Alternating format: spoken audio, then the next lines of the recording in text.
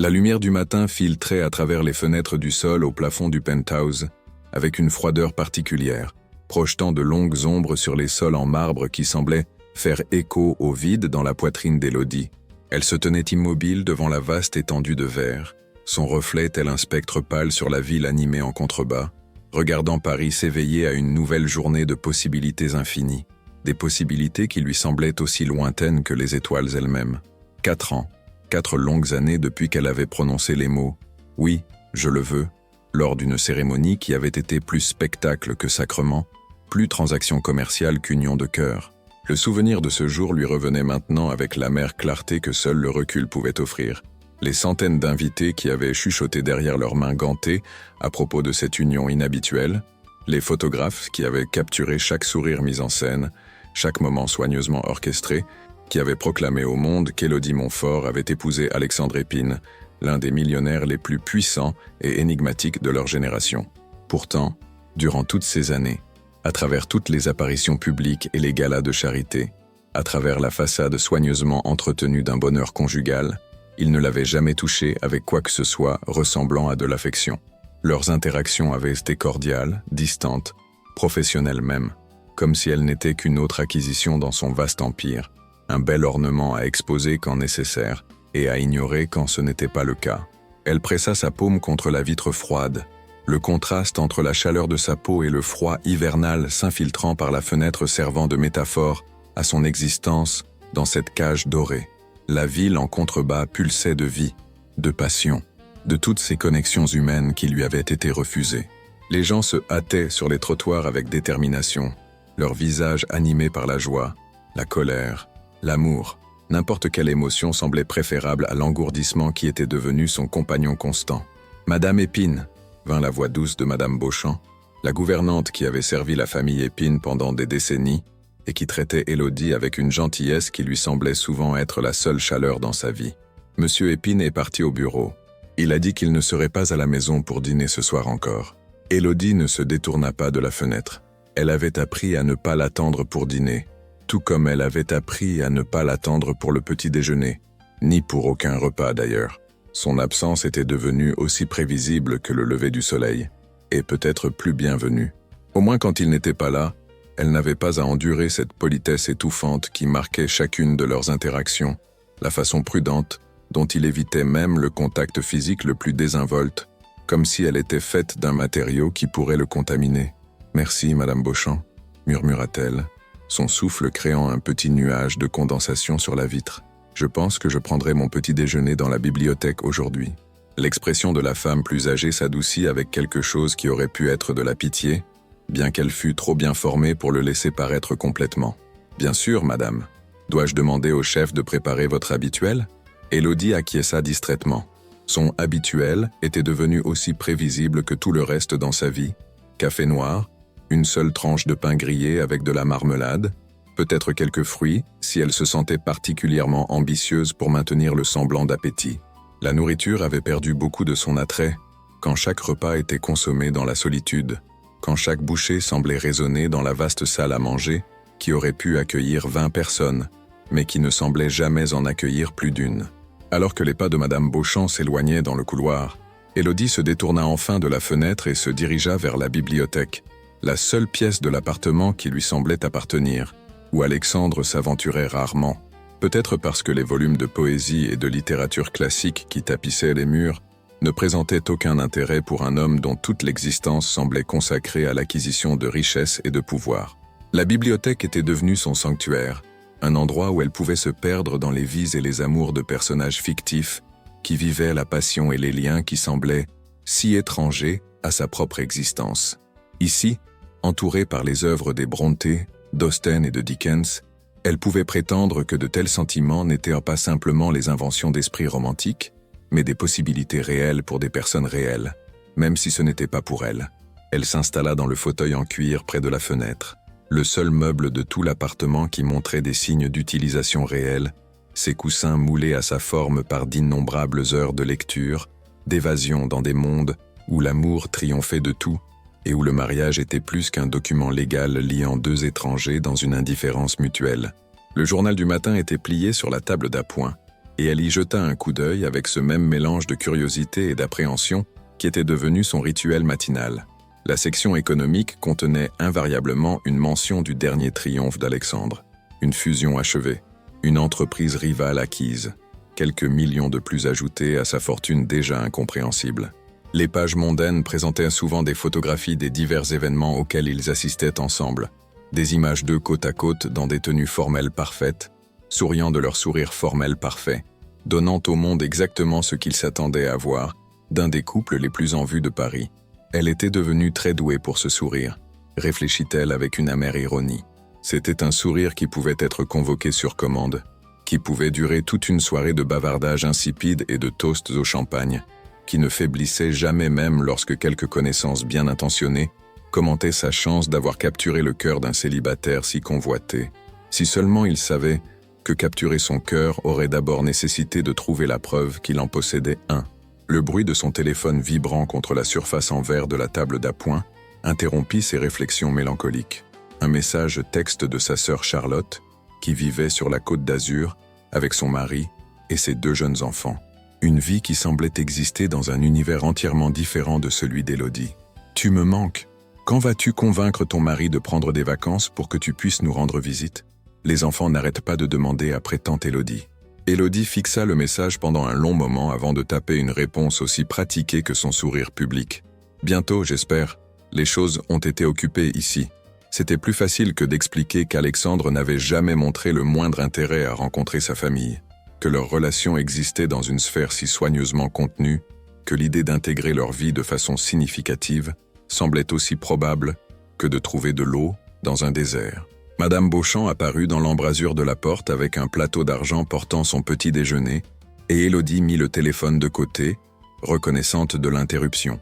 La gouvernante disposa les éléments avec le soin précis qui caractérisait tout dans la maison des Épines, puis hésita à la porte comme si elle voulait dire quelque chose. « Y a-t-il autre chose, Madame Beauchamp ?»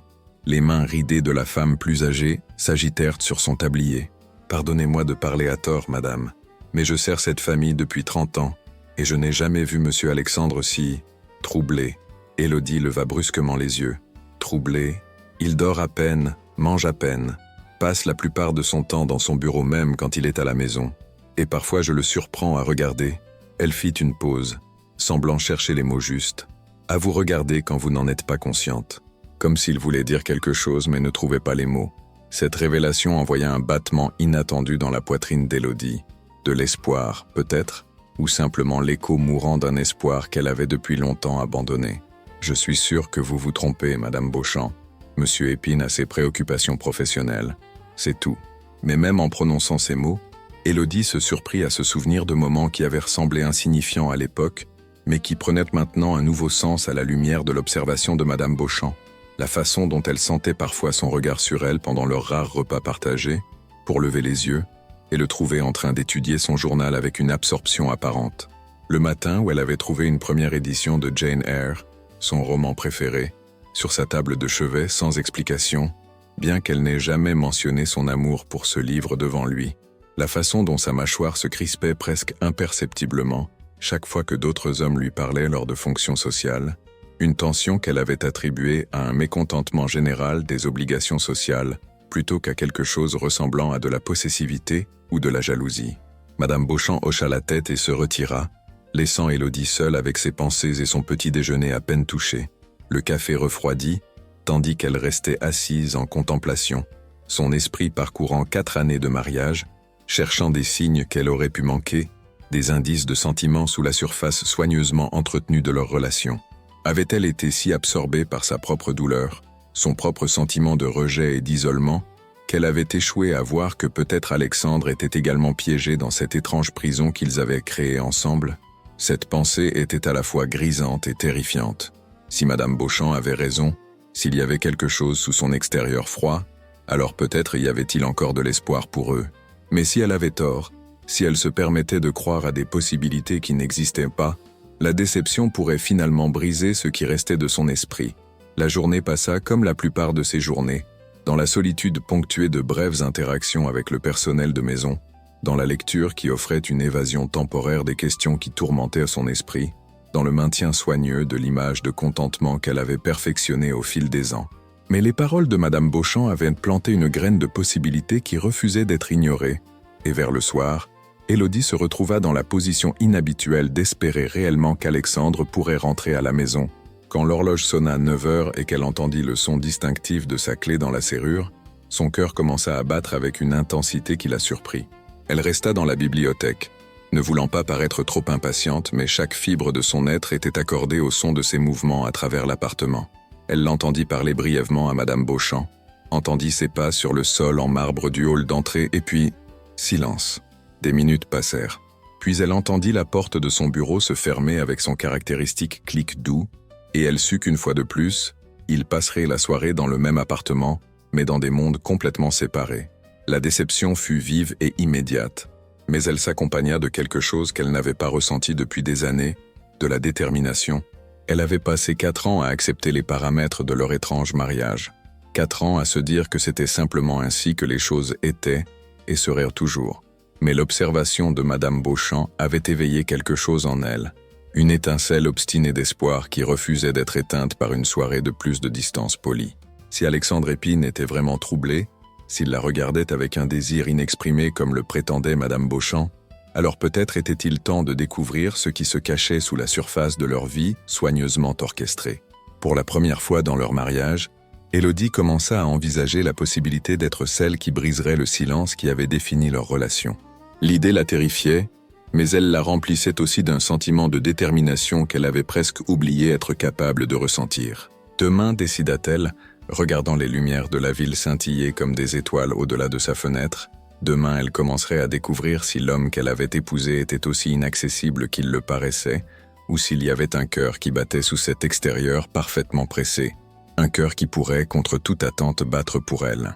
Alors que la nuit s'approfondissait autour d'elle, Élodie se surprit à planifier non seulement pour demain, mais pour la possibilité d'un avenir qu'elle n'avait jamais osé imaginer. Le matin apporterait de nouvelles possibilités, de nouvelles chances de franchir la vaste distance qui les séparait. Pour la première fois en 4 ans, elle se sentait vraiment vivante d'anticipation plutôt que de résignation. Elle avait été patiente assez longtemps. Il était temps de découvrir de quoi son mari était vraiment fait, et de quoi elle-même était capable lorsqu'elle était poussée au-delà des limites de l'acceptation silencieuse. Cette pensée la terrifiait et l'excitait à la fois, mais au moins c'était mieux que l'engourdissement qui avait été son compagnon constant. Au moins c'était quelque chose qui ressemblait à de l'espoir. Le matin apporta avec lui une résolution qui surprit Élodie par sa clarté et sa force. Elle s'était réveillée avant l'aube, son esprit vif et concentré d'une manière qu'il ne l'avait pas été depuis des mois, peut-être des années.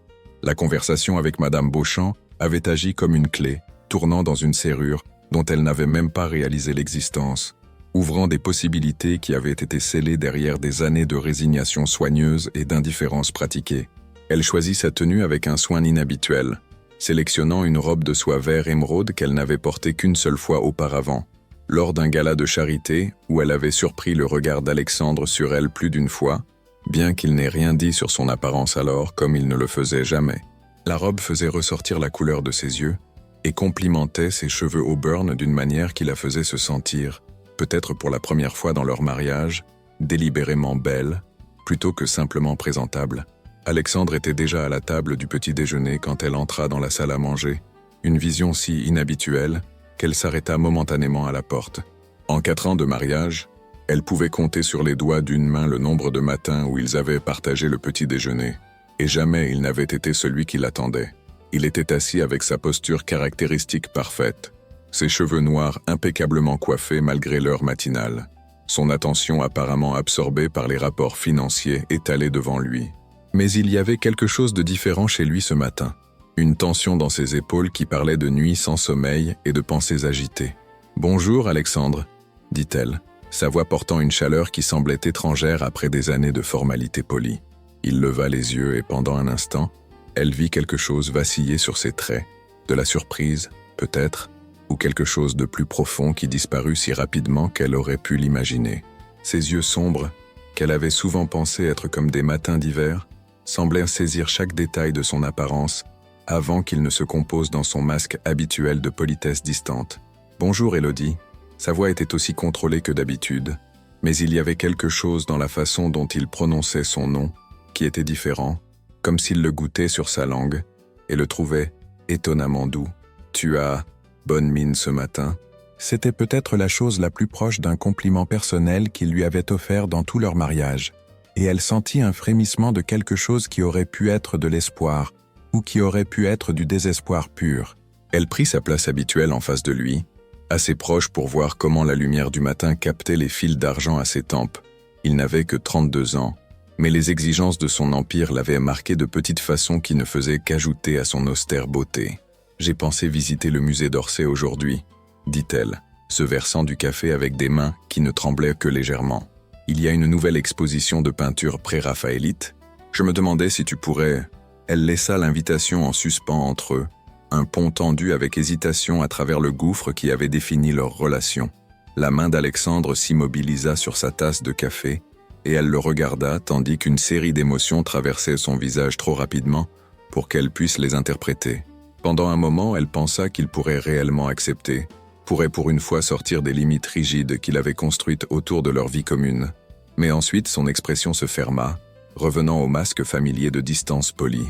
« J'ai bien peur d'avoir des réunions toute la journée, peut-être une autre fois. » Les mots étaient assez courtois, mais ils portaient la même qualité dédaigneuse qui avait caractérisé toutes leurs interactions.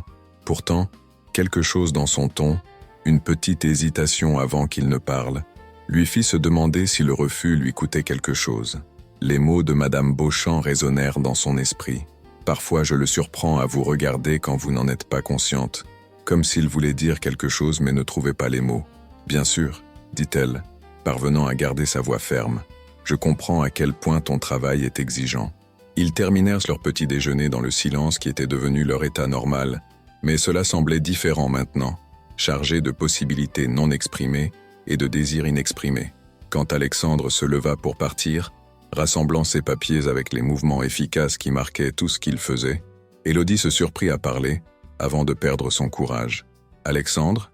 Il s'arrêta à la porte, sa grande silhouette à contre-jour par le soleil matinal qui entrait par les fenêtres. « Si jamais tu te trouves avec une soirée libre, j'apprécierais la compagnie, pour dîner ou peut-être juste pour discuter.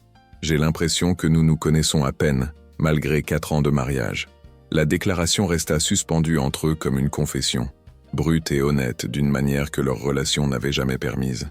Elle le regarda serrer presque imperceptiblement sa mallette, sa mâchoire travaillant silencieusement comme s'il luttait avec des mots qui refusaient d'être prononcés. « Je garderai cela à l'esprit, » dit-il finalement, sa voix si basse qu'elle ne l'entendit presque pas. Et puis il était parti, la laissant seule avec le parfum persistant de son eau de Cologne et le sentiment que quelque chose de fondamental avait changé entre eux, même si elle ne pouvait pas encore définir ce que c'était. La journée passa avec une lenteur agonisante.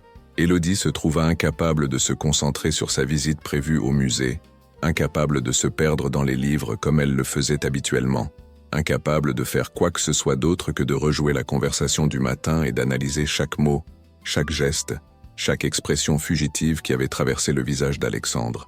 Elle parcourut la longueur de l'appartement d'innombrables fois, ses talons claquant contre les sols en marbre dans un rythme qui correspondait aux battements agités de son cœur. Madame Beauchamp observa son agitation inhabituelle avec des yeux connaisseurs, mais ne dit rien jusqu'en fin d'après-midi, quand elle trouva Élodie debout une fois de plus, devant les fenêtres du salon, regardant la ville, sans vraiment la voir. « Il sera à la maison plus tôt ce soir », dit la gouvernante, sans préambule. « Il a annulé son dîner d'affaires.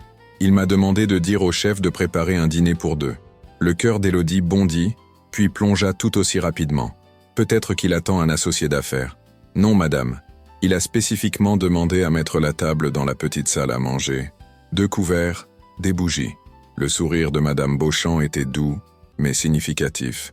En 30 ans, il n'a jamais demandé de bougies pour le dîner. Les implications de cette information firent tourner l'esprit d'Élodie.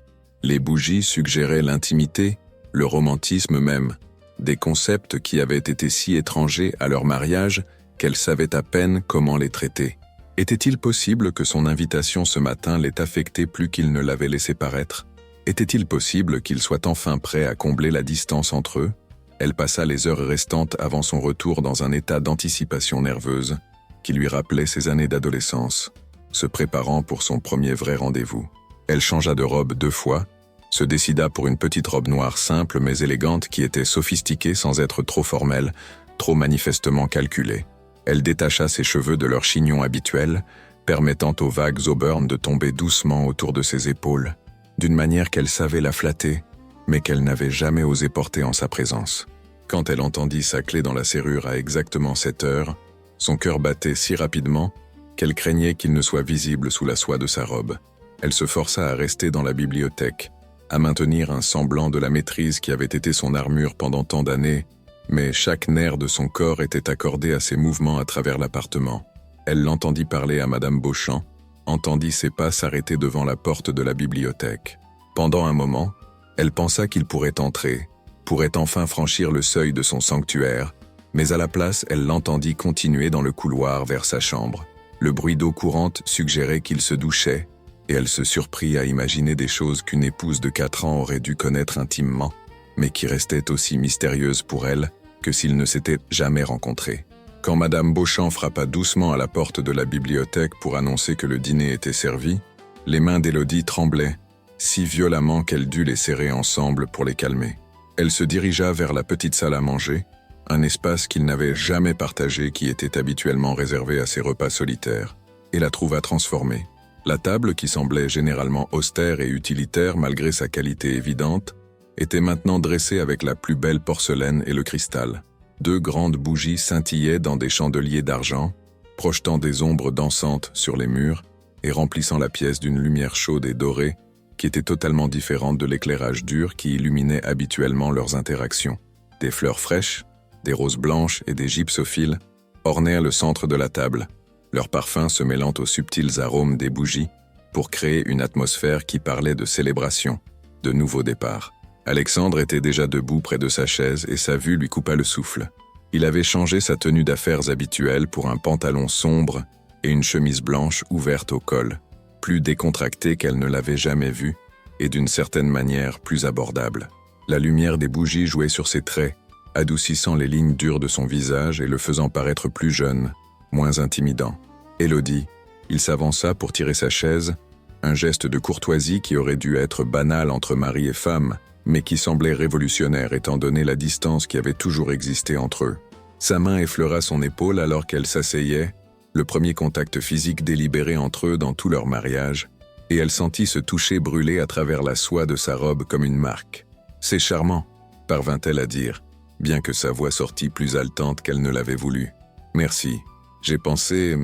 c'est-à-dire, tu as mentionné vouloir dîner ensemble. » Pour parler, il prit sa propre place en face d'elle, et elle fut frappée par combien la petite table rendait tout différent.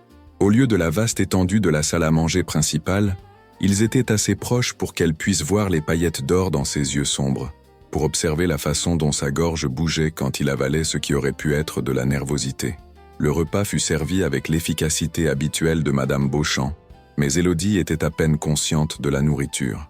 Toute son attention était concentrée sur l'homme en face d'elle, sur la façon dont la lumière des bougies se reflétait dans ses cheveux, sur la façon précautionneuse dont il choisissait ses mots, comme si chacun était pesé pour son potentiel à construire ou à détruire la chose fragile qui grandissait entre eux. « Tu as demandé si nous pourrions parler », dit-il quand ils étaient à mi-chemin du plat principal, sa voix portant une formalité qui ne pouvait pas tout à fait cacher une tension sous-jacente. « De quoi aimerais-tu discuter ?»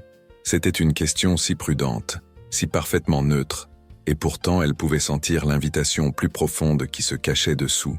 Il lui offrait une ouverture, peut-être la seule qu'elle aurait jamais.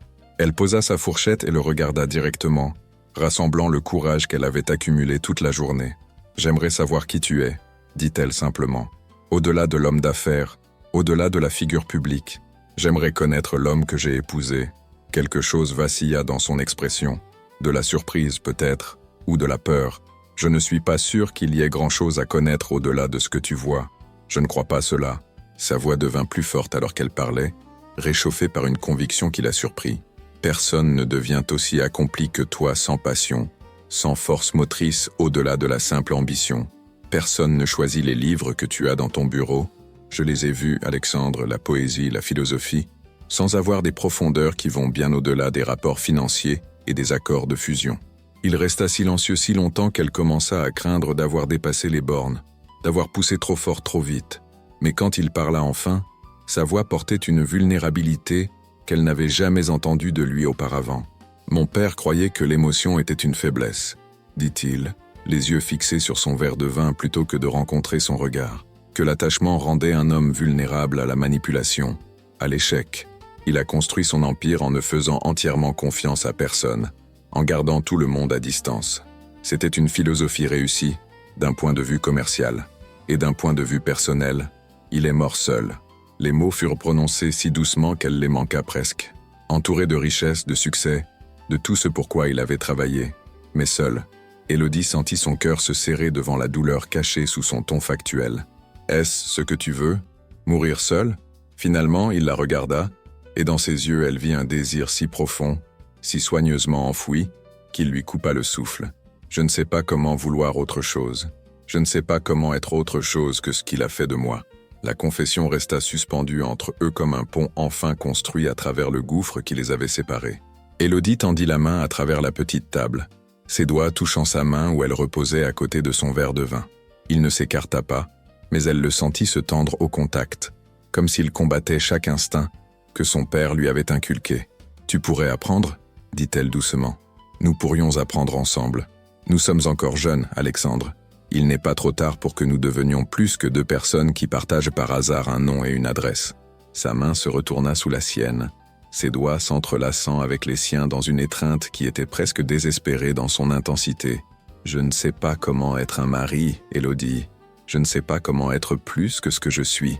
Alors, nous le découvrirons ensemble, » répéta-t-elle, son pouce traçant de doux cercles sur le dos de sa main. Un jour à la fois, une conversation à la fois. Ils restèrent assis en silence pendant plusieurs minutes, les mains jointes à travers la petite table, les bougies vacillant autour d'eux, tous deux craignant de briser le sort qui les avait enfin réunis après 4 ans de distance prudente. Quand Alexandre parla enfin à nouveau, sa voix était rauque d'une émotion qu'il n'essayait plus de cacher. « Je t'ai observé, » admit-il. « Depuis le début, la façon dont tu te déplaces dans le monde avec tant de grâce, tant de gentillesse envers tous ceux qui t'entourent, la façon dont tu lis dans la bibliothèque, complètement absorbé, complètement toi-même, la façon dont tu souris à Madame Beauchamp, au portier, aux étrangers dans la rue. Tu as cette capacité de chaleur, de sentiment authentique, que je n'ai jamais comprise mais que j'ai, » il fit une pause, cherchant ses mots, « que j'ai envié, désespérément. »« Tu n'as pas à l'envier, » dit-elle, sa voix épaisse de larmes qu'elle n'essayait pas de cacher. « Tu pourrais la partager, si tu le voulais. Je le veux. » L'aveu semblait lui être arraché, comme s'il avait été enfermé si longtemps que le libérer était douloureux. « Que Dieu m'aide, Élodie, je le veux plus que je n'ai jamais rien voulu. Mais je ne sais pas par où commencer. Nous avons déjà commencé, » dit-elle, soulevant leurs mains jointes et pressant un doux baiser sur ses phalanges. Le geste était doux, presque chaste, mais elle le sentit frémir au contact, vit ses yeux s'assombrir avec quelque chose qui aurait pu être du désir, ou simplement le soulagement écrasant d'être enfin touché avec tendresse. La soirée qui suivit fut différente de tout ce qu'ils avaient vécu dans leurs 4 années de mariage. Ils parlèrent jusqu'à ce que les bougies brûlent bas, partageant des histoires de leur enfance, leurs rêves, leurs peurs. Alexandre parla de la pression pour être à la hauteur de l'héritage de son père, de la solitude qui l'avait poussé à construire des murs autour de son cœur. Élodie partagea ses propres peurs, de ne jamais être assez bien, d'être valorisée uniquement pour son apparence et ses connexions sociales, de passer sa vie dans de belles cages entourée de tout sauf de la seule chose qu'elle voulait vraiment, une véritable connexion humaine. Quand ils se dirigèrent finalement vers l'étage, ils s'arrêtèrent devant leurs chambres séparées, un arrangement qui n'avait jamais été remis en question dans toutes leurs années ensemble, mais qui semblait maintenant être une barrière insurmontable. La main d'Alexandre tenait toujours la sienne et aucun ne semblait vouloir lâcher en premier. « Élodie » dit-il, son nom une question et une prière combinées. « Oui » murmura-t-elle, son cœur martelant contre ses côtes. « Demain » dit-il finalement. « Peut-être que nous pourrions prendre le petit déjeuner ensemble à nouveau. Et peut-être que tu pourrais me montrer cette exposition au musée. » Le sourire qui s'épanouit sur son visage était radieux, la transformant de l'épouse mondaine composée qu'elle s'était entraînée à être en la femme vibrante qu'elle avait enterrée sous des années de déception et de résignation. « J'adorerais ça, » dit-elle. Il porta sa main à ses lèvres, pressant un baiser sur sa paume qui envoya de l'électricité le long de son bras et directement vers son cœur. « Bonne nuit, Élodie. Bonne nuit, Alexandre. » Alors qu'elle était allongée dans son lit cette nuit-là, fixant le plafond avec un sourire qu'elle ne pouvait pas supprimer, Élodie ressentit quelque chose qu'elle n'avait pas éprouvé depuis des années, de l'espoir pour l'avenir. Non pas l'espoir désespéré et avide qui l'avait soutenu durant les premiers jours de leur mariage, mais quelque chose de plus profond et plus solide. L'espoir qui venait d'être enfin vu, enfin connu, par l'homme qu'elle avait commencé à aimer, malgré elle-même. Dans sa chambre de l'autre côté du couloir, Alexandre était éveillé aussi, sa main picotant encore de la douceur de son baiser, son esprit tourbillonnant avec les possibilités qui s'étaient ouvertes devant eux. Pour la première fois de sa vie d'adulte, il se permit d'imaginer un avenir qui concernait plus que le simple succès, plus que l'accumulation de richesses et de pouvoir. Il se permit d'imaginer le bonheur, et pour la première fois, ce bonheur avait un visage et un nom, et il dormait juste de l'autre côté du couloir. Le matin, quand il viendrait, apporterait de nouvelles possibilités, de nouvelles chances de construire quelque chose de réel à partir de la fondation qu'ils avaient enfin commencé à poser.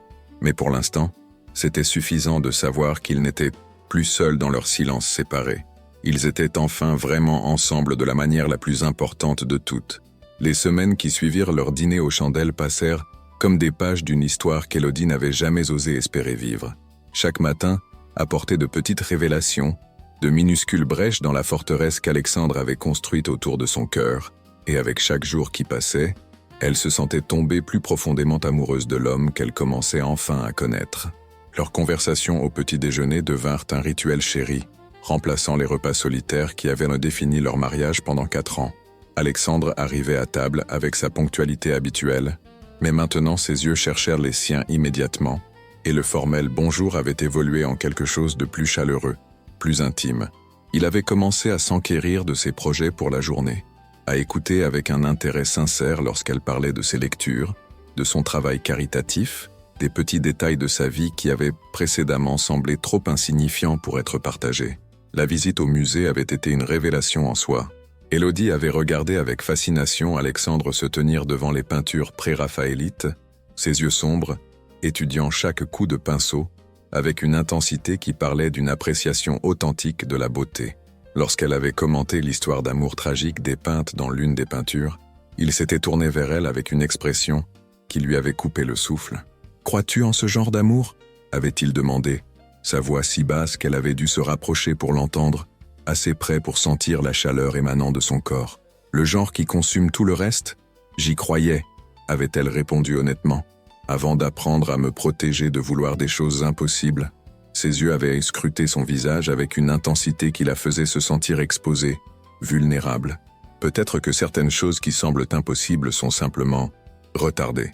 Ces mots l'avaient hantée pendant des jours, portant des implications qu'elle osait à peine examiner de trop près. Parlait-il de l'amour en général, ou de leur propre situation ? Était-il possible que l'homme qui avait maintenu une telle distance prudente pendant 4 ans se permette enfin de ressentir quelque chose de plus profond que le devoir et l'obligation? Les preuves s'accumulaient lentement, comme des gouttes d'eau usant la pierre. Alexandre avait commencé à s'attarder après le petit déjeuner, marchant parfois avec elle jusqu'à la bibliothèque et passant ses doigts le long des dos de livres qu'il n'avait jamais reconnus auparavant. Il avait commencé à rentrer plus tôt du travail, la rejoignant pour dîner plus souvent qu'autrement, bien qu'ils maintinssent encore la distance prudente qui semblait faire partie intégrante de ce qu'il était. Mais c'étaient les petits gestes qui parlèrent le plus fort des changements qui se produisaient sous la surface de leur routine soigneusement maintenue. Le matin où elle avait trouvé une rare première édition de Nord et Sud d'Elisabeth Gaskell sur sa table de chevet, avec une note de son écriture précise, « J'ai pensé que tu pourrais apprécier ceci. L'héroïne me rappelle quelqu'un que je connais. » Le soir où il était apparu à la porte de la bibliothèque avec 2 verres de vin, demandant s'il pouvait la rejoindre pour quelques minutes avant de se retirer. La façon dont ses yeux suivaient ses mouvements quand il pensait qu'elle ne regardait pas, avec une intensité qui faisait picoter sa peau de conscience. Plus significativement, il y avait eu la dissolution graduelle des barrières physiques qui avaient défini leur relation. Cela avait commencé avec de petites choses, sa main touchant la sienne alors qu'il l'aidait à sortir d'une voiture, sa paume pressée brièvement contre le bas de son dos, alors qu'il la guidait à travers une pièce bondée lors d'une fonction caritative. Mais chaque contact s'attardait un peu plus longtemps que nécessaire, portait un poids qui parlait de désir soigneusement contrôlé, plutôt que de simple courtoisie. La percée vint un jeudi soir pluvieux de mars. Élodie était dans la bibliothèque, blottie dans son fauteuil habituel avec une tasse de thé et un roman, lorsqu'un coup de tonnerre particulièrement violent avait secoué les fenêtres et fait vaciller les lumières de façon menaçante. Elle avait toujours nourri une peur secrète des orages, une phobie d'enfance qu'elle n'avait jamais tout à fait surmontée. Et malgré ses meilleurs efforts pour rester composée, elle se retrouva à trembler alors que la tempête s'intensifiait. Alexandre apparut dans l'embrasure de la porte comme s'il avait été convoqué par sa détresse. Les manches de sa chemise retroussées, après avoir travaillé dans son bureau, ses cheveux noirs légèrement décoiffés d'une manière qui le faisait paraître plus jeune, plus abordable. « Est-ce que tout va bien ?» demanda-t-il, et elle réalisa que sa peur devait être clairement écrite sur son visage. « Je vais bien », commença-t-elle automatiquement, mais un autre fracas de tonnerre la fit tressaillir involontairement, et le mensonge mourut sur ses lèvres. Sans un mot, il traversa la pièce et s'installa à côté d'elle sur le petit canapé près de la cheminée. La première fois qu'il avait jamais rejoint dans son sanctuaire, sa présence était écrasante, l'odeur de son eau de Cologne se mêlant à l'odeur des vieux livres et de la pluie, mais c'était aussi profondément réconfortant. Lorsque l'éclair suivant illumina la pièce, suivi immédiatement par un tonnerre si fort qu'il semblait secouer les fondations du bâtiment, elle se retrouva à tendre instinctivement la main vers lui.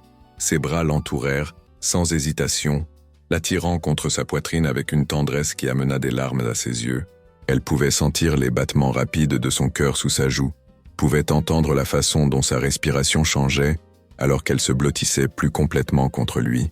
Sa main caressait ses cheveux avec une douceur qui parlait d'émotions soigneusement contenues, comme s'il avait peur que trop de sentiments puissent l'effrayer. « Je te tiens », murmura-t-il contre le sommet de sa tête, sa voix rauque de quelque chose qu'elle n'osait pas nommer. « Tu es en sécurité. » Ils restèrent ainsi pendant toute la tempête, son corps courbé contre le sien, ses bras l'encerclant comme un bouclier contre tout ce qui pourrait menacer sa paix.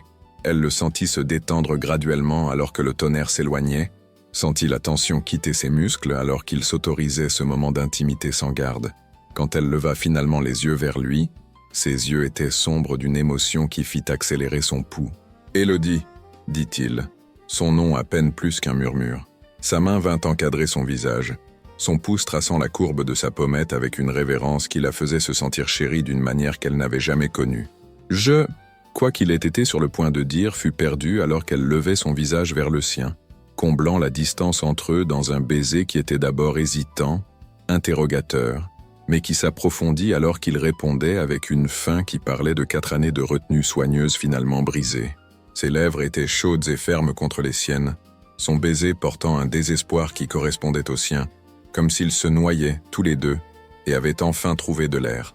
Quand ils se séparèrent, tous deux respirant difficilement, elle vit quelque chose dans son expression qui fit son cœur s'envoler.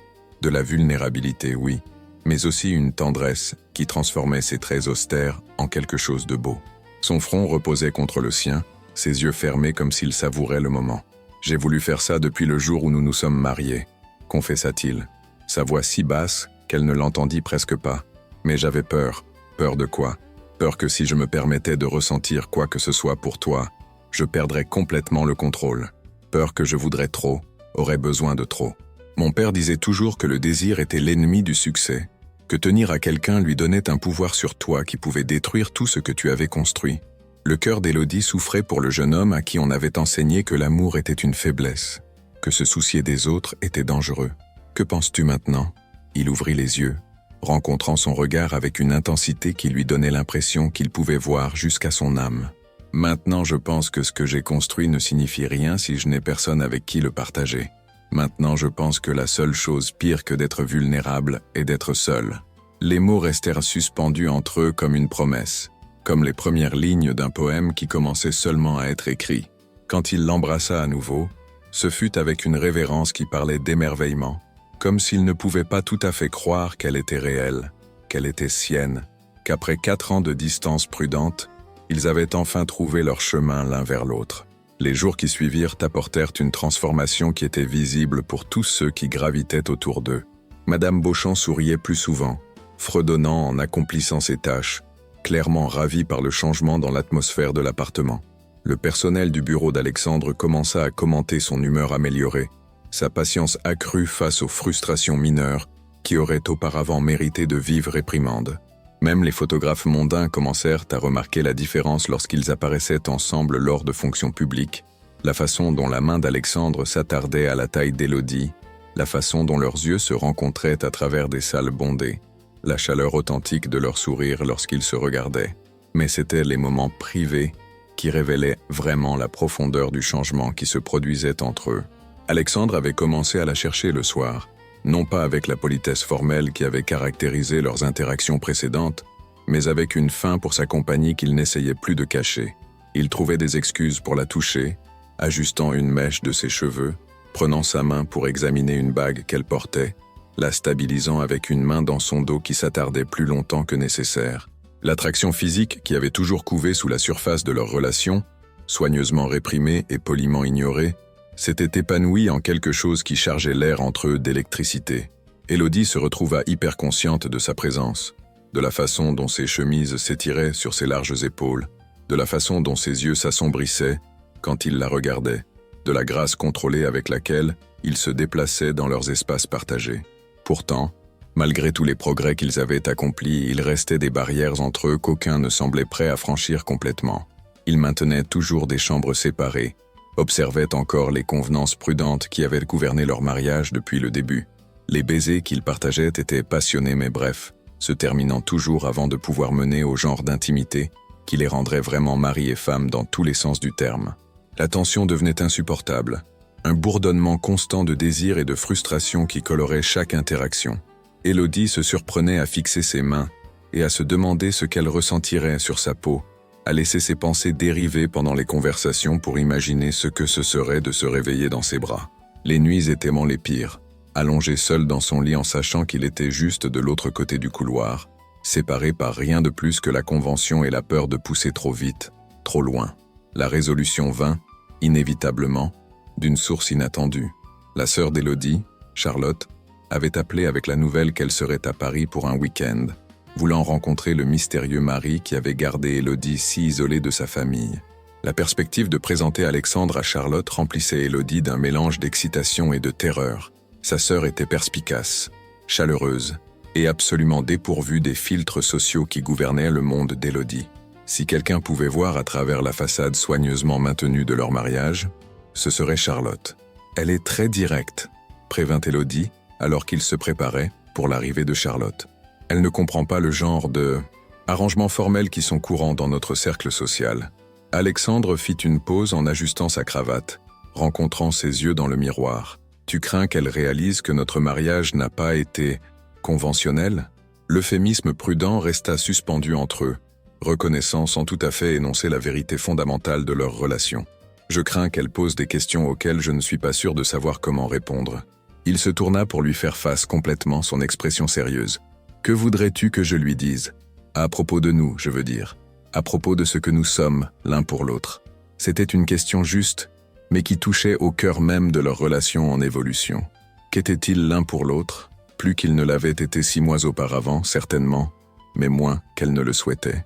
L'équilibre délicat qu'ils avaient atteint était précieux mais incomplet, et la perspective de devoir le définir pour quelqu'un d'autre les forçait à confronter les limitations qu'ils avaient tous deux étaient contents d'ignorer. « J'aimerais que tu lui dises la vérité, » dit-elle finalement, quelle qu'elle soit. Son sourire était doux, transformant ses traits de la manière qui ne manquait jamais de faire sauter son cœur. La vérité est que je suis un homme qui tombe amoureux de sa femme, malgré 4 ans à essayer de se convaincre que de tels sentiments étaient des luxes dangereux qu'il ne pouvait pas se permettre. Les mots restèrent suspendus dans l'air comme un cadeau, comme une promesse, comme la réponse à des prières qu'elle n'avait pas osé formuler. Et je suis une femme qui a cessé de croire en l'amour, jusqu'à ce que son mari lui rappelle ce que c'était de ressentir de l'espoir. Quand Charlotte arriva ce soir-là, effervescente et curieuse et complètement charmée par la courtoisie attentive d'Alexandre, Élodie observa avec fascination son mari naviguer dans les dynamiques sociales de sa famille, avec la même habileté qu'il apportait à ses affaires.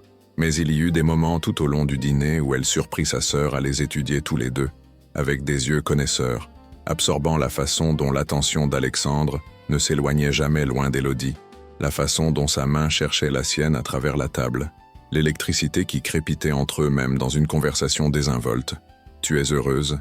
dit Charlotte plus tard, quand elle et Élodie étaient seules dans la cuisine pendant qu'Alexandre prenait un appel professionnel.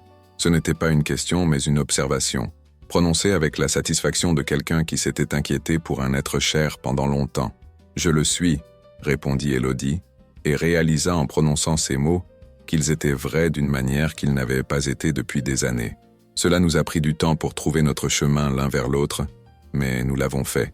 Il te regarde comme si tu avais accroché la lune, continua Charlotte avec sa franchise caractéristique, et tu le regardes comme si tu voulais le dévorer. Cette évaluation directe fit rougir Élodie, mais elle ne la nia pas. C'est compliqué.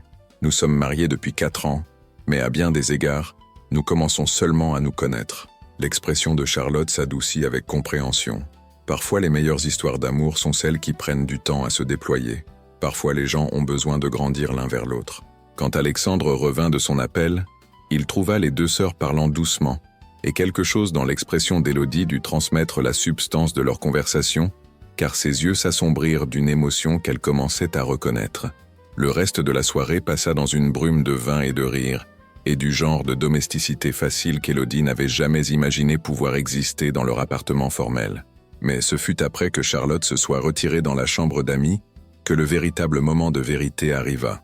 Alexandre et Élodie se retrouvèrent seuls dans le salon, les lumières de la ville scintillant au-delà des fenêtres, l'air entre eux chargé de la même électricité qui s'était construite pendant des semaines.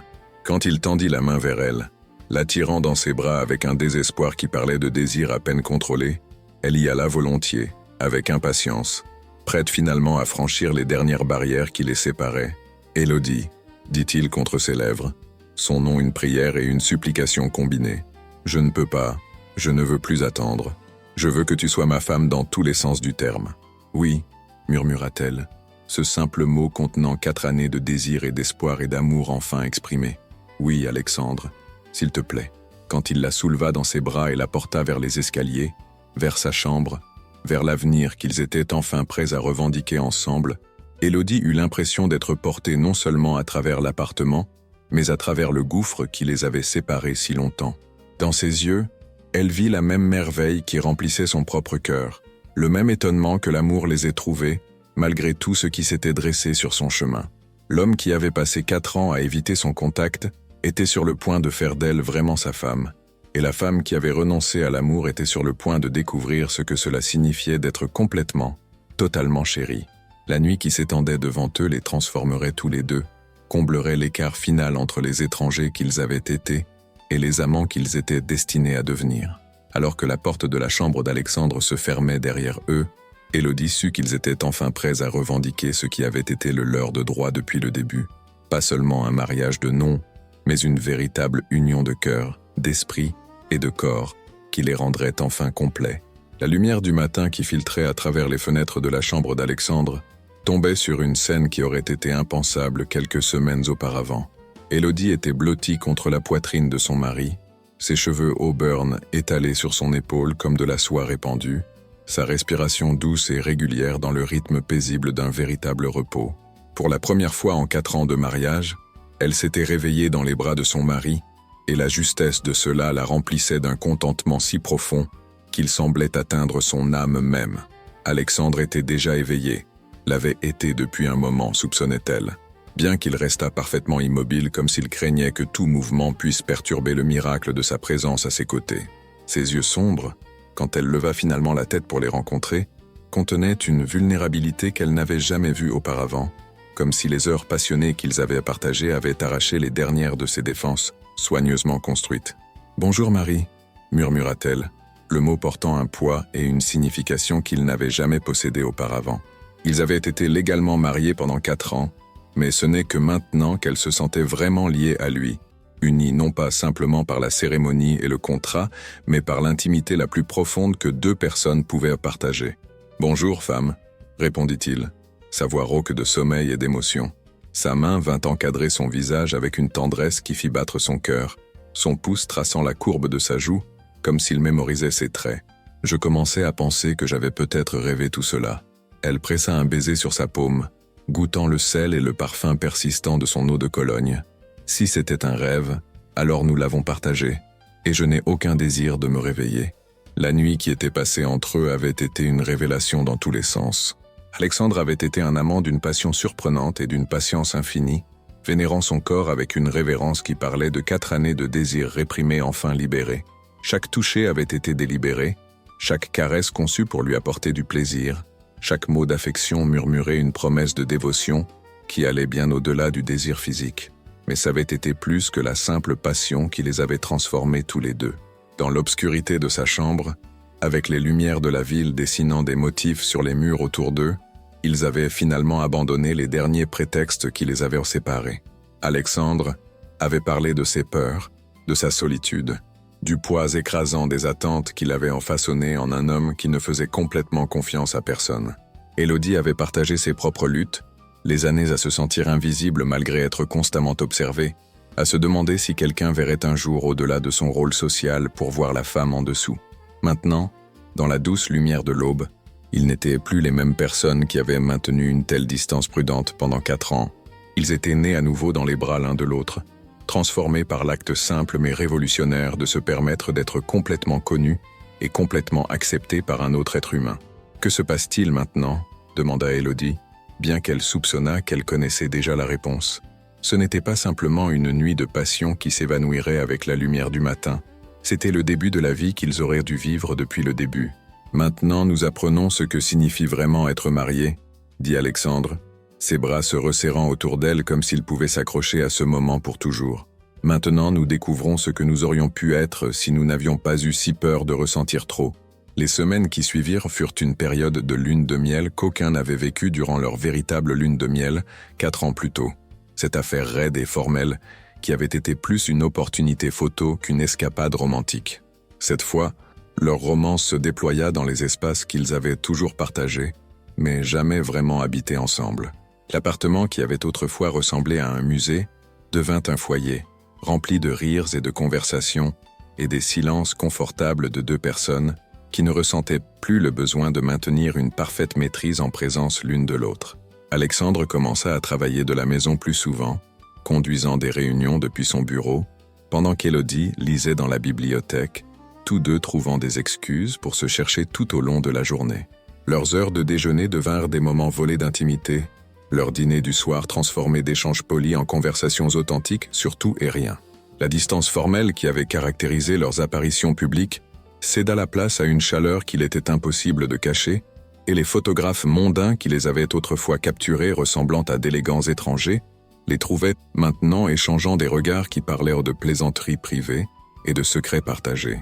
Madame Beauchamp, qui avait observé leur transformation avec un ravissement non dissimulé, commença à fredonner en travaillant, clairement heureuse de présider enfin une maison où le maître et la maîtresse semblaient réellement apprécier la compagnie l'un de l'autre.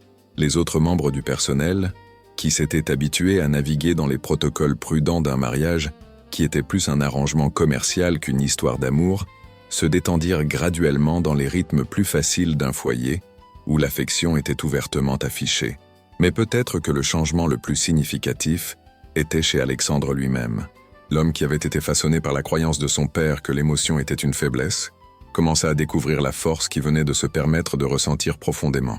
Il riait plus souvent, souriait avec une chaleur authentique, plutôt qu'une courtoisie pratiquée, et commença à montrer de l'intérêt pour des aspects de la vie au-delà de l'accumulation de richesses et de pouvoir. Quand Élodie mentionna son travail bénévole dans un centre d'alphabétisation locale, il la surprit en demandant s'il pourrait la rejoindre, contribuant non seulement des fonds mais aussi son propre temps pour aider des adultes à apprendre à lire. « Je veux comprendre les choses qui comptent pour toi », expliqua-t-il quand elle exprima son étonnement face à son implication. « Je veux faire partie de ton monde, pas seulement que tu existes dans le mien. » C'était un sentiment qui encapsulait parfaitement le changement fondamental dans leur relation. Alors qu'autrefois il s'attendait à ce qu'elle orbite autour de sa vie comme un satellite décoratif, maintenant il cherchait activement des moyens de tisser leur vie ensemble en un véritable partenariat. Il commença à lui demander son opinion sur des décisions d'affaires, non pas par politesse, mais parce qu'il valorisait sincèrement sa perspective. Il commença à planifier leur calendrier social autour d'événements qu'il pensait qu'elle apprécierait, plutôt que de simplement s'attendre à ce qu'elle l'accompagne à n'importe quelle fonction qui servait ses intérêts professionnels. L'intimité physique qui avait manqué à leur mariage pendant 4 ans devint un courant sous-jacent constant dans leur vie quotidienne. Alexandre semblait incapable d'être dans la même pièce qu'elle, sans la toucher d'une façon ou d'une autre. une main sur son épaule en passant derrière sa chaise, ses doigts s'entrelaçant avec les siens alors qu'il marchait, des baisers qui commençaient comme de brèves salutations et s'attardaient jusqu'à ce qu'ils soient tous deux à bout de souffle de désir. Leurs chambres séparées devinrent une relique du passé alors qu'Élodie déplaçait ses affaires dans la suite principale, revendiquant sa place légitime non seulement dans son lit, mais dans tous les aspects de sa vie. Pourtant, même dans leur bonheur, il y avait des moments où les ombres de leur passé menaçaient de s'immiscer. Alexandre se surprenait parfois à retomber dans d'anciens schémas de distance émotionnelle, particulièrement quand les pressions du travail s'accumulaient ou quand ils étaient dans des situations sociales qui lui rappelaient les enseignements de son père sur les dangers de paraître trop attaché. Durant ces moments, Élodie avait appris à être patiente mais persistante, le ramenant doucement à elle avec des touches et des mots qui lui rappelaient qui ils étaient devenus ensemble. « Tu réfléchis trop », lui disait-elle quand elle voyait la tension familière s'insinuer dans ses épaules, le contrôle soigneux qui parlait de murs en cours de reconstruction. « Reviens vers moi ». Et il le faisait, toujours, parce que l'homme qui avait autrefois cru que l'isolement était la sécurité avait découvert que la vraie sécurité résidait dans les bras de quelqu'un qui l'aimait, non pas malgré ses vulnérabilités, mais à cause de sa volonté de les partager avec elle. La véritable épreuve de leur relation transformée vint avec l'annonce que l'associé d'affaires d'Alexandre, Marc Belleville, organiserait un important gala de charité qui rassemblerait les figures les plus éminentes de leurs cercles sociaux et d'affaires. C'était exactement le genre d'événement qui avait autrefois été une torture pour eux deux, Alexandre forcé de jouer le rôle du mari dévoué tout en maintenant sa distance émotionnelle, Élodie requise de sourire et de faire la conversation polie, tout en se sentant complètement seule malgré être entourée de gens. « Nous n'avons pas à y aller », dit Alexandre quand l'invitation arriva, ses instincts protecteurs immédiatement engagés. « Je peux envoyer nos regrets, inventer une excuse sur des engagements professionnels. » Mais Élodie, qui avait autrefois redouté de telles occasions, se surprit à attendre celle-ci avec anticipation plutôt que résignation. « Je veux y aller », dit-elle, les surprenant tous les deux. « Je veux montrer au monde ce que nous sommes devenus. » Le soir du gala, alors qu'ils s'habillaient dans la chambre principale qu'ils partageaient en maintenant, Élodie aperçut leur reflet dans le miroir en pied et fut frappée par à quel point ils avaient l'air différents ensemble. Alors qu'autrefois ils apparaissaient comme deux personnes séparées qui se trouvaient porter des alliances assorties, maintenant ils se déplaçaient avec la synchronisation inconsciente de véritables partenaires. Alexandre, ajustant son nœud papillon, la surprit à l'observer dans le miroir et sourit avec une chaleur qui transformait ses traits austères. « Tu es magnifique », dit-il, venant se tenir derrière elle, ses mains se posant sur sa taille, alors qu'il pressait un baiser sur son épaule nue. « Mais plus que cela, tu es radieuse, tu rayonnes de bonheur. » Et cela me coupe le souffle. Elle s'appuya contre sa poitrine, s'émerveillant de la façon dont il semblait naturel d'accepter son étreinte, de se prélasser dans son admiration. La femme dans le miroir ressemblait peu à l'épouse mondaine soigneusement composée qui avait assisté à de tels événements pendant 4 ans. Les yeux de cette femme étincelaient de joie authentique. Son sourire était chaleureux et sans garde. Et plus important encore, elle regardait son mari comme s'il était l'homme le plus fascinant du monde, ce qu'il était absolument pour elle. Le gala lui-même s'avéra être un triomphe d'une manière qu'aucun d'eux n'avait anticipé. Alors qu'autrefois ils se déplaçaient à travers de tels événements comme des acteurs jouant leur rôle, maintenant leur affection était si authentique, si indéniable, qu'elle devint le sujet de conversations chuchotées à travers toute la salle de bal. Des gens qui les connaissaient depuis des années commentèrent le changement, la façon dont les yeux d'Alexandre suivaient Élodie à travers la pièce, la façon protectrice dont il la gardait près de son côté, les sourires intimes qu'ils échangeaient pendant les conversations avec d'autres. « Quoi que vous fassiez différemment, ça marche », avait dit Charlotte quand elle avait appelé la semaine suivante, ayant vu des photos de l'événement dans les pages mondaines. « Vous avez tous les deux l'air sur le point de flotter sur un nuage de bonheur. » Et en effet, c'était exactement ce qu'Élodie ressentait, sans poids de joie, ancrée seulement par l'amour d'Alexandre, et sa propre certitude croissante qu'ils avaient finalement trouvé leur chemin vers la vie qu'ils étaient destinés à partager. L'homme qui avait autrefois semblé aussi distant qu'une étoile était devenu le centre de son univers, tout comme elle était en quelque sorte devenue le centre du sien. Les changements dans leur relation se répercutèrent dans tous les aspects de leur vie. Alexandre commença à déléguer plus de responsabilités au travail, se ménageant du temps pour la vie personnelle qu'il ne s'était jamais permis de prioriser. Élodie commença à assumer des rôles plus significatifs dans son travail caritatif, sa confiance renforcée par le soutien indéfectible de son mari, et son intérêt sincère pour ses contributions. Ils commencèrent à faire des plans pour l'avenir, des voyages qu'ils voulaient en faire ensemble, des causes qu'ils voulaient soutenir en équipe, même des discussions provisoires sur la famille qu'ils pourraient un jour créer. Mais peut-être que le changement le plus significatif était la façon dont ils avaient appris à naviguer dans les défis inévitables qui surgissaient dans n'importe quel mariage. Quand des désaccords survenaient, et ils survenaient, alors qu'ils apprenaient les rythmes et les préférences de l'autre, ils ne se retiraient plus dans une distance polie.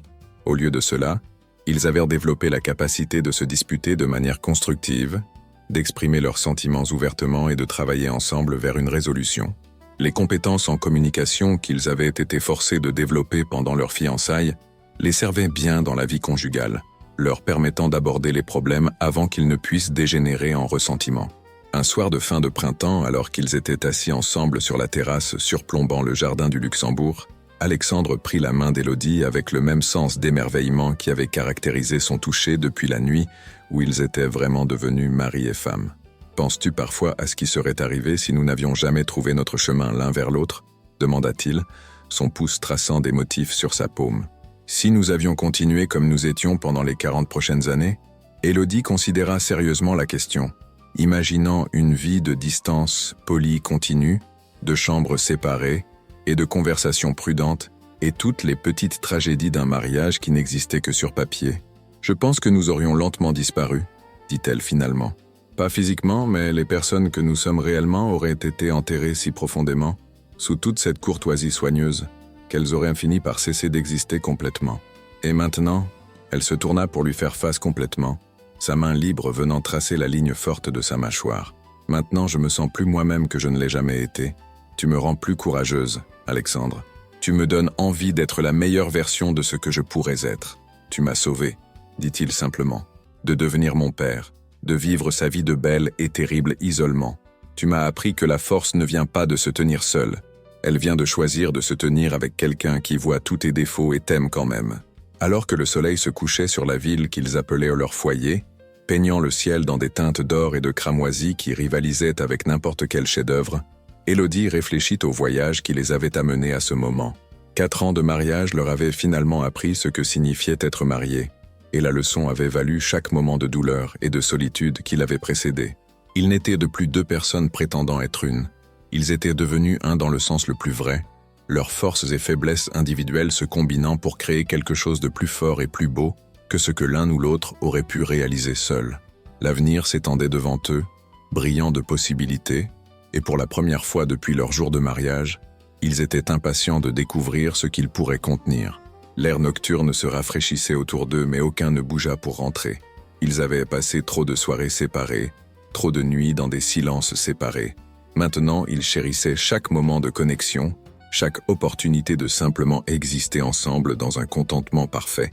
Les lumières de la ville commençaient à scintiller en dessous d'eux comme des étoiles terrestres, et Élodie pensa que ceci, ce moment tranquille de bonheur absolu, valait chaque jour de solitude qu'elle avait enduré pour y arriver. Les bras d'Alexandre l'entourèrent, l'attirant contre sa poitrine, et elle pouvait sentir le rythme régulier de son cœur sous sa joue. C'était un son dont elle avait appris à dépendre, un rappel constant qu'elle n'était plus seule dans le monde. Quels que soient les défis que l'avenir pourrait apporter, ils les affronteraient ensemble, en vrais partenaires dans tous les sens du terme.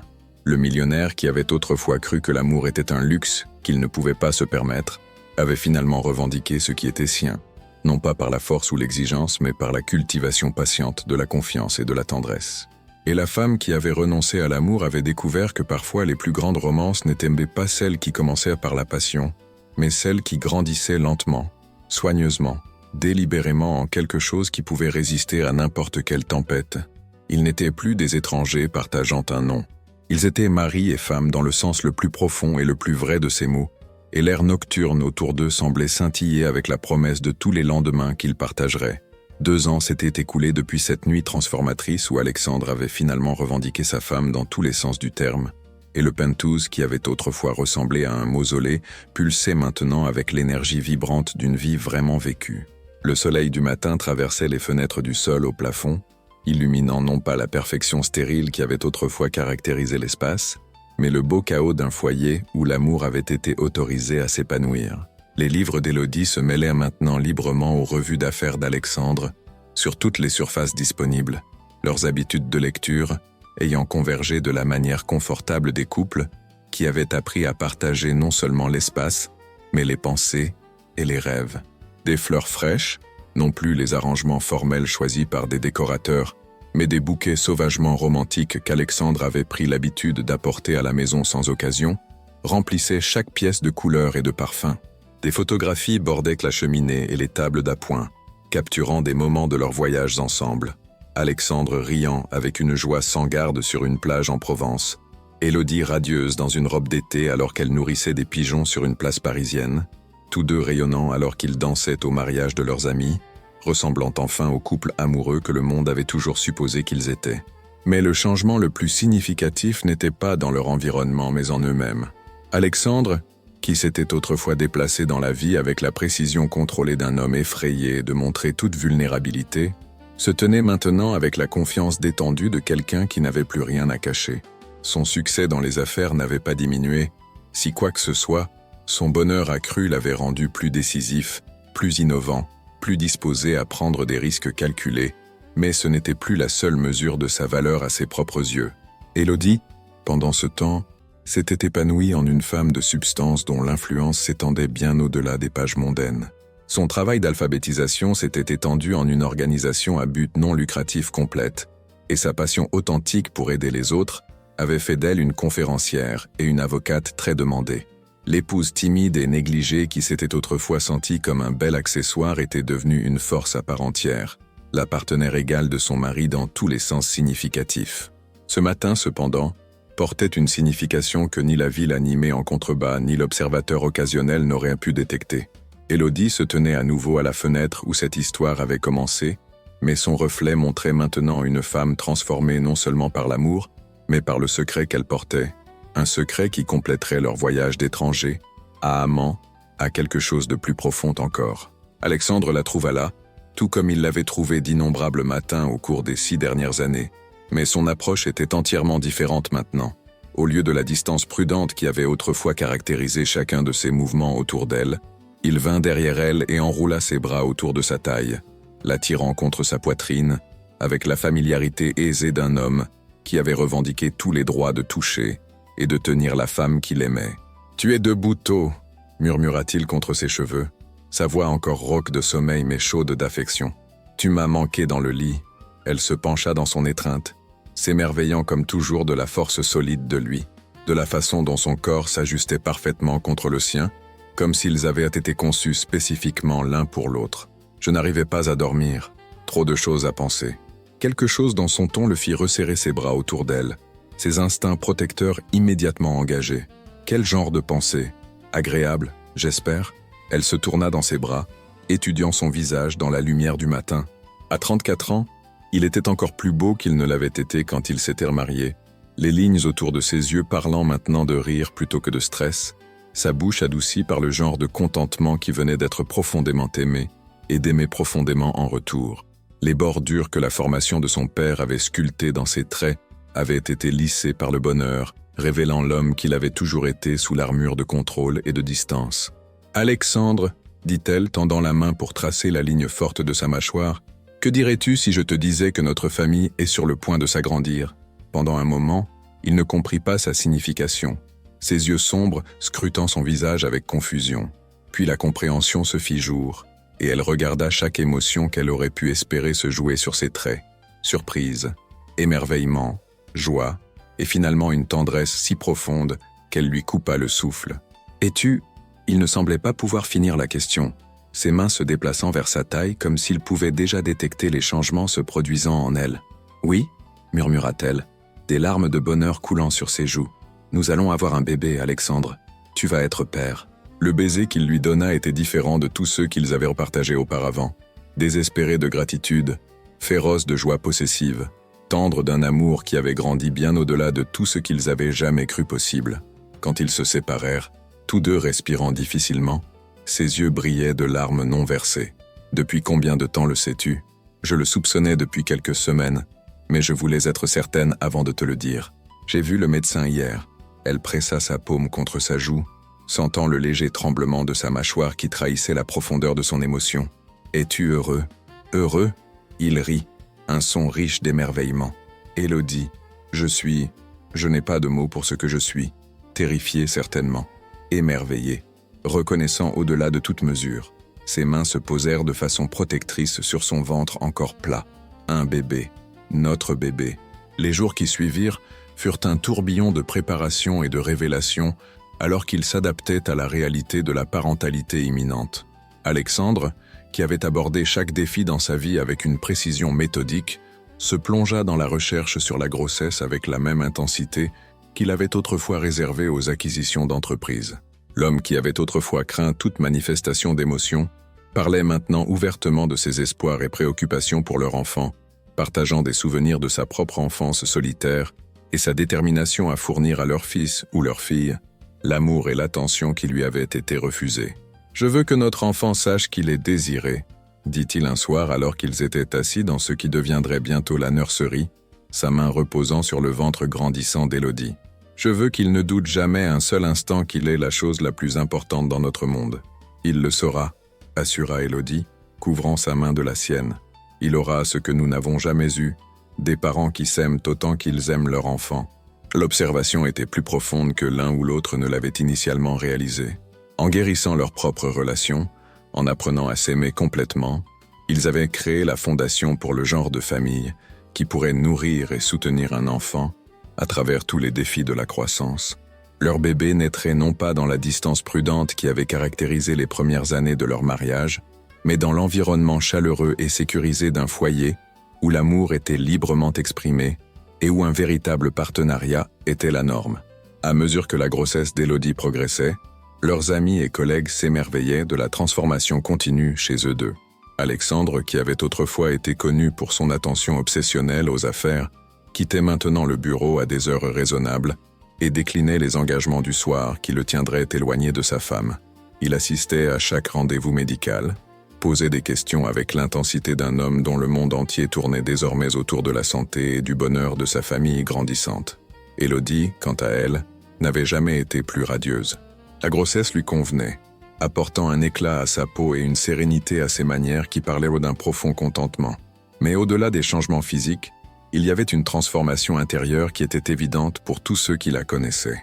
La femme qui avait autrefois semblé s'excuser de sa propre existence se déplaçait maintenant dans le monde avec une confiance tranquille, assurée dans son rôle d'épouse bien-aimée d'Alexandre et de mère de leur enfant.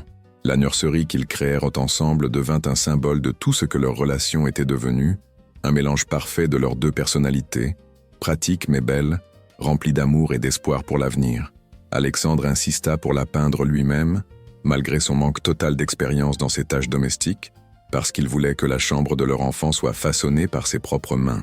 Élodie passa des heures à sélectionner chaque objet avec soin, voulant que tout soit parfait pour la petite personne qui compléterait bientôt leur famille.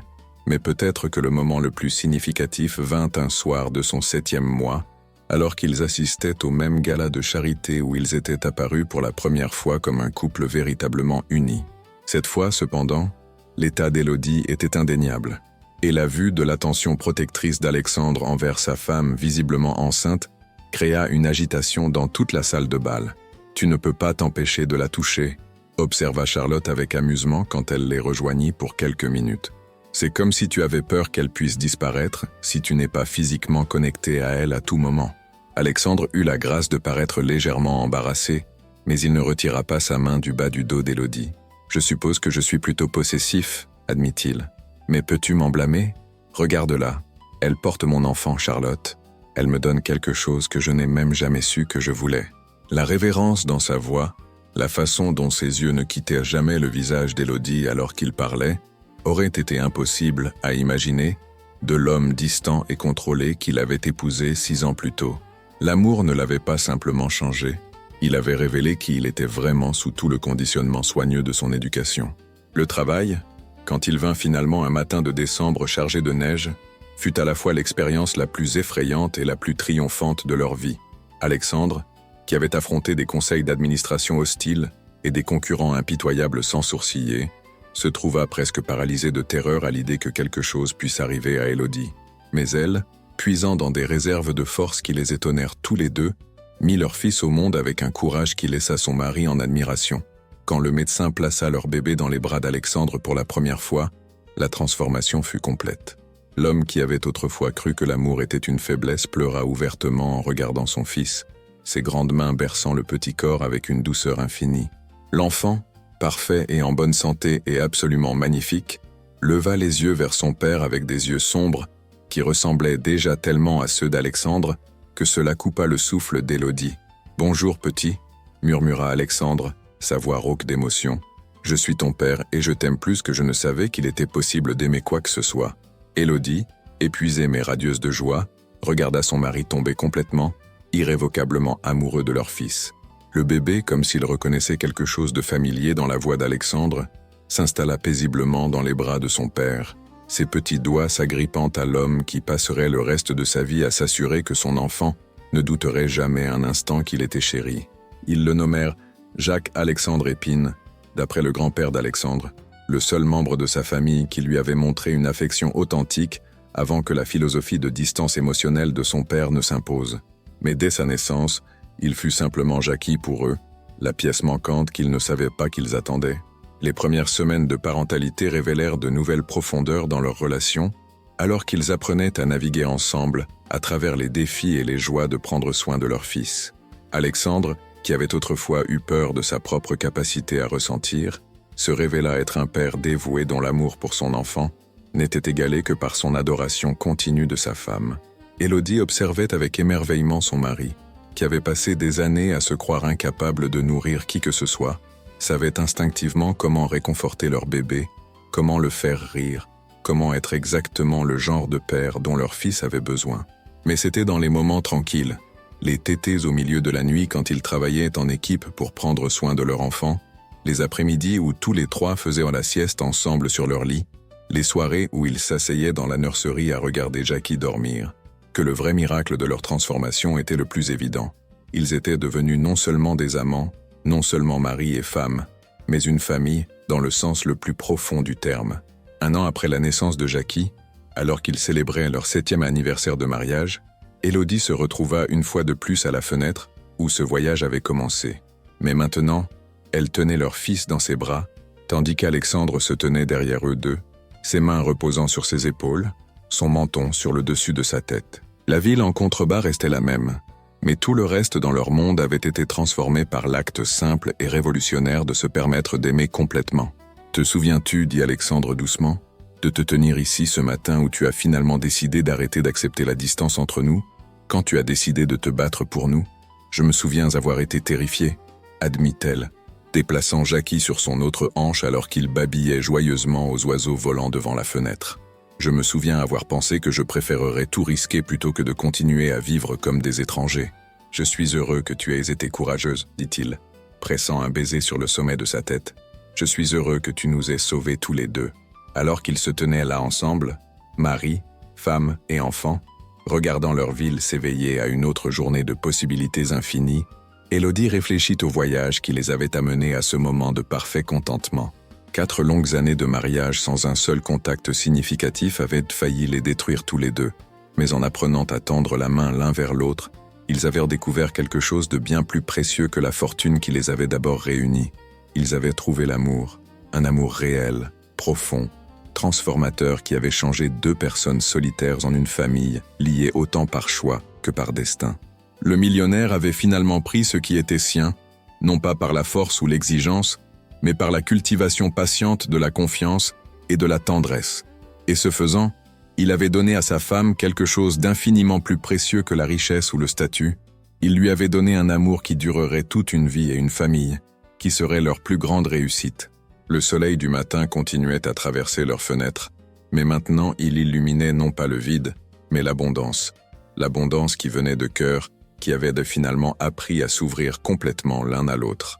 Quels que soient les défis que l'avenir pourrait apporter, ils les affronteraient comme ils affrontaient tout maintenant, ensemble, avec amour, avec la certitude absolue qu'ils avaient trouvé l'un en l'autre exactement ce qu'ils avaient cherché depuis toujours.